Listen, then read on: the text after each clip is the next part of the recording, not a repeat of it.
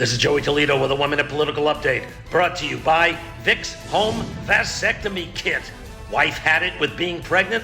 Vic makes it a snap to snip it in the bud.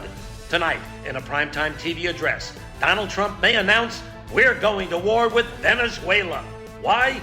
Because of Joe Biden's open borders.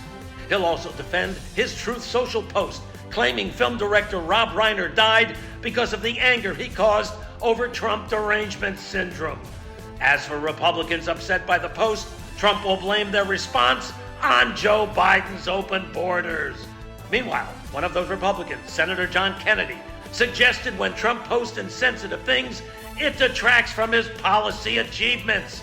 If you can call screwing soybean farmers and pardoning the drug-dealing ex-Honduran president policy achievements. That's today's political update.